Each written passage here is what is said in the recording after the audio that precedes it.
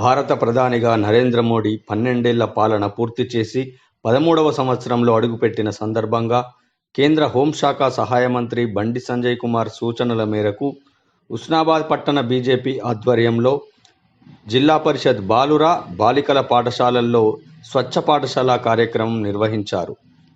ఈ సందర్భంగా పాఠశాల ఆవరణలను, తరగతి గదులను శుభ్రం చేశారు. ఈ కార్యక్రమంలో బీజేపీ సీనియర్ నాయకులు లక్కిరెడ్డి తిరుమల, మహిళా మోర్చా రాష్ట్ర కౌన్సిల్ సభ్యురాలు తోట స్వరూప, మాజీ కౌన్సిలర్ దొడ్డి శ్రీనివాస్, పట్టణ బీజేపీ నాయకులు తగరం లక్ష్మణ్, రాయకుంట చందు, గుత్తికొండ విద్యాసాగర్, విలాసాగరం మురళీమోహన్, భోగ మహేష్కర్, ఇల్లందుల తిరుపతి, ఎర్రోజు సాయికృష్ణ, నారోజు నరేష్, ఎర్రవెల్లి ప్రశాంత్, బొప్పిశెట్టి సాయిరాం తదితరులు పాల్గొన్నారు. మన గౌరవ ప్రధానమంత్రి నరేంద్ర మోడీ వారి యొక్క ఆశయం స్వచ్ఛ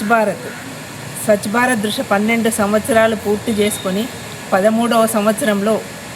ప్రపంచ దేశాలే మెచ్చే నాయకుడిగా ఆనాటి రాజరాజ నరేంద్రుడిని మనం చూడలేకపోయినా ఇప్పటి నరేంద్ర మోడీ గారి పరిపాలనలో మనమంతా కూడా అంత్యోదయ అనే దాని దృష్ట్యా మనమంతా కూడా ముందంజలో ఉన్నాం. కాబట్టి పాఠశాలకు వేసవి సెలవుల దృష్ట్యా 2 నెలలు వాళ్ళంతా పాఠశాలకు రాలేని దృష్ట్యా పాఠశాల యొక్క ప్రాంగణం అంతా కూడా అపరిశుభ్రంగా ఉన్నందున గౌరవ మన కేంద్ర మంత్రివర్యులు బండి సంజయ్ కుమార్ గారి యొక్క పిలుపు మేరకు పార్లమెంటు పరిధిలో ఉన్న అన్ని పాఠశాలలను పరిశుభ్రత చేయాలని ఒక కార్యక్రమాన్ని తీసుకోవడం జరిగింది. దాని దృష్ట్యా బాలుర పాఠశాల, బాలికల పాఠశాల ఉస్నాబాద్లో ఉన్న పాఠశాలలు ప్రధాని భారత మాత ముద్దు బిడ్డ నరేంద్ర మోడీ గారు 12 సంవత్సరాల భారతదేశ పరిపాలన పూర్తి చేసుకొని దేశాన్ని ప్రపంచంలోనే అగ్రగామి దేశంగా నిలిపేందుకు కృషి చేస్తున్న తరుణంలో 12 సంవత్సరాలు పూర్తయి 13వ సంవత్సరంలో అడుగిడిన సందర్భంగా గౌరవ స్థానిక పార్లమెంటు సభ్యులు కేంద్ర హోంశాఖ సహాయ మంత్రి వర్యులు బండి సంజయ్ కుమార్ గారు ఈ 12 సంవత్సరాల అభివృద్ధి కార్యక్రమంలో భాగంగా పార్లమెంటులోని ప్రతి ప్రభుత్వ పాఠశాల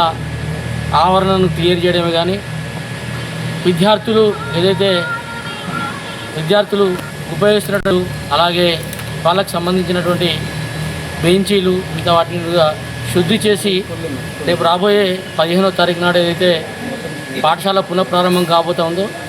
ఆ సందర్భంగా వారు ఇచ్చిన పిలుపు మేరకు ఈరోజు ఉస్నాబాద్ పట్టణంలోని బాలుర మరియు బాలికల ఉన్నత పాఠశాలను శుద్ధి చేసే కార్యక్రమాన్ని నగర భారతీయ జనతా పార్టీ చేపట్టడం జరిగింది. ఈ సందర్భంగా ఈ కార్యక్రమంలో పాల్గొన్నటువంటి